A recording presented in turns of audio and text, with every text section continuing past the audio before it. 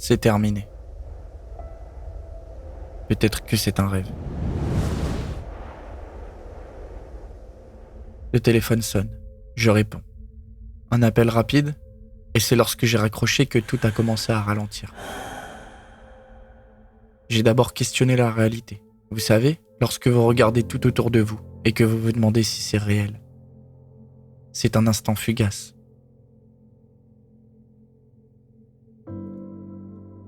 Durant cet appel, j'ai d'abord entendu des larmes. Ensuite, un délicat et simple « Je ne sais pas si je vais venir aujourd'hui. En fait, je ne sais pas si je veux que l'on continue ensemble. »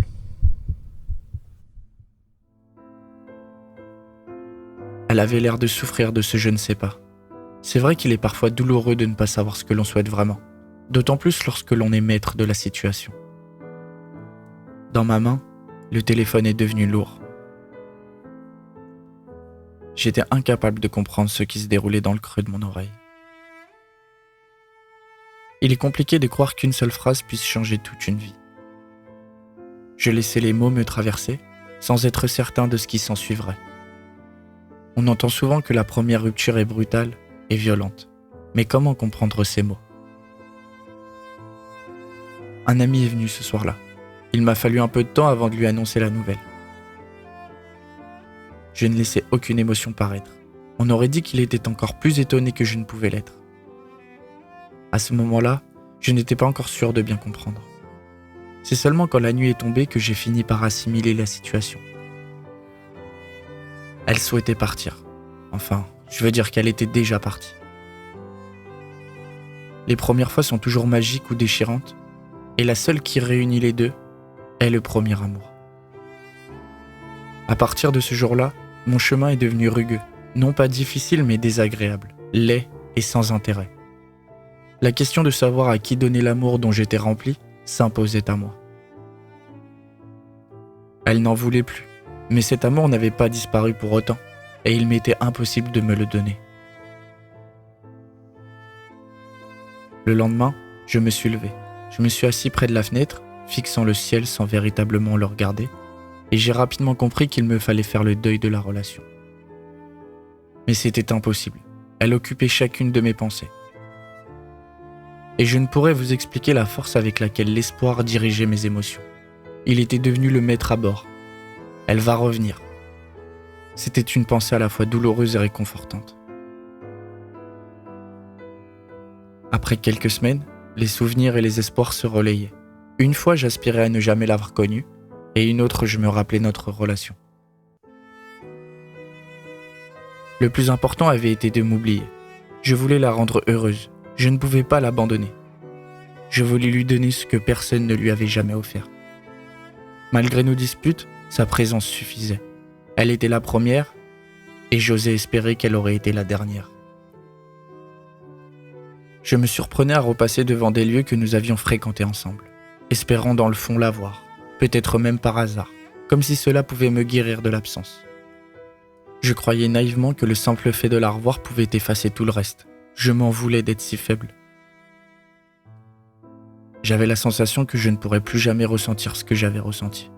Au fond, je la comprenais. Je ne pouvais pas lui en vouloir. Elle a suivi ce que son cœur lui dictait. C'est ainsi qu'en suivant sa voie, je peux vous retranscrire la volonté d'un amour qui ne sera jamais réellement fini. La pensée de ne peut-être jamais retrouver cette complicité me traversait régulièrement. Je croyais ne plus croire en l'amour. Je l'apercevais comme une douloureuse expérience qui débute par la certitude d'une éternité et qui termine par un goût amer que tout est éphémère. C'est étrange comme une rupture peut vous faire croire que la douleur est immuable. C'est une sorte de gouffre qui ne paraît avoir aucun fond. Et puis au bout d'un moment, on cherche à fuir. Fuir la douleur, fuir les souvenirs.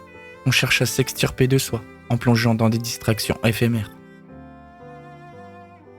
On se lance dans des relations sans profondeur, espérant que la compagnie d'un autre effacera l'absence de celle ou de celui qu'on a perdu. Mais ces visages inconnus ne font que souligner encore plus cruellement ce vide qu'on tente de combler. On sort, on boit, on se perd dans le bruit et les lumières, cherchant à noyer la peine dans l'ivresse. L'ivresse des addictions, des passions ou des relations. À présent, je sais que c'est une illusion. Je crois que c'est un piège de fuir la souffrance, et que finalement c'est le meilleur moyen d'être attrapé. J'ai compris que chaque fois que je cherchais à l'éviter, à ignorer la douleur en me plongeant dans d'autres distractions, elle revenait avec plus de force, comme une ombre insaisissable qui grandissait à mesure que je la fuyais. C'est seulement lorsque j'ai cessé de courir que les choses ont commencé à changer. J'ai accepté de faire face à la douleur, de la regarder en face, de l'accueillir pour ce qu'elle était, une partie inévitable de la vie. J'ai découvert qu'elle n'avait pas autant de pouvoir sur moi que je l'avais cru. Alors, j'ai arrêté de fuir. Et c'est ainsi que, paradoxalement, j'ai commencé à me libérer. Puisque je n'arrivais pas à vivre, il s'agissait alors de revivre. Les mois ont défilé, et peu à peu la douleur s'estompait. Pas parce que j'avais cessé de l'aimer, mais parce que le poids du quotidien avait fini par m'endurcir. J'étais devenu un observateur du monde. Je m'enchantais du théâtre de la vie, tous ces comédiens, tous ces accessoires et tous ces masques. C'était fascinant, presque hypnotisant. Je les voyais évoluer, jouer leur rôle, changer de visage au fil des circonstances. Et il y avait quelque chose de terriblement beau dans cette comédie humaine, une complexité que je n'avais jamais remarquée avant. Et moi, j'étais là, dans les coulisses, regardant tout cela avec un détachement que je ne me connaissais pas. Je ne participais plus, du moins pas de la même manière. J'observais simplement, comme si la douleur m'avait donné une nouvelle perspective, comme si le fait d'avoir été brisé m'avait permis de voir la fragilité sous les masques. Je sentais que je devenais plus fort. Je savais ce que représentait chacun de mes gestes, dans les moments heureux comme dans les plus sombres. Je supposais mes actes, j'interprétais chacun de mes mots avec passion et douceur. J'étais un homme parmi les nuances, car c'est ce que m'a appris cette expérience, à être plus nuancé. C'est étrange, n'est-ce pas? La manière dont le temps finit par guérir les blessures, même celles que l'on croyait incurables. Ce n'était pas une force que l'on acquiert du jour au lendemain, ni une révélation soudaine. C'était une force qui s'installait lentement, en silence, comme une graine qui germe sous la terre. Au début, je ne m'en rendais même pas compte. Je pensais encore être fragile, encore vulnérable aux souvenirs qui me hantaient, mais jour après jour, une certaine résistance s'était forgée en moi. Ce n'était pas que la douleur avait disparu, non. Elle était toujours là, tapie quelque part, mais elle ne me contrôlait plus. J'avais appris à la regarder en face, à l'accepter sans me laisser envahir. Chaque fois que je parvenais à traverser un jour, sans me perdre dans mes pensées sombres, je comprenais que je devenais plus fort. C'était subtil, presque imperceptible, mais réel. La force que je ressentais n'était pas une armure invincible. C'était plutôt une force tranquille, une résilience douce qui me permettrait de croire que, peut-être après tout, il y avait encore de la beauté à vivre, même après la chute.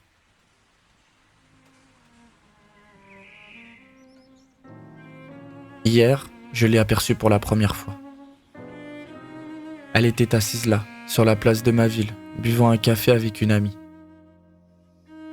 Nos regards se sont croisés, il n'y avait ni rancœur ni ressentiment, juste une tendresse calme et détachée. Je l'ai simplement saluée de loin, un geste léger sans aucune prétention. À cet instant, j'ai senti quelque chose de nouveau, quelque chose de profond. C'était la force qui désormais vivait en moi. Ce n'était pas la force d'une victoire ou d'une revanche, mais une confiance en soi qui ne demandait rien à personne. J'étais fier d'avoir compris que cette relation faisait partie de moi, de mon histoire, et qu'elle avait contribué à écrire le présent que je vivais maintenant. Je n'ai pas voulu m'approcher, il n'y avait rien à dire et rien à comprendre de plus. Ce chapitre était clos, et il avait été beau à sa manière. Enfin, je pouvais regarder devant moi, sans être tiré en arrière. À ce moment, j'ai compris qu'elle faisait partie d'un passé qui était beau et qui m'avait permis de construire ce présent qui l'était encore plus. Et c'est avec cette certitude que je suis parti, le cœur léger, certain que j'étais exactement là où je devais être.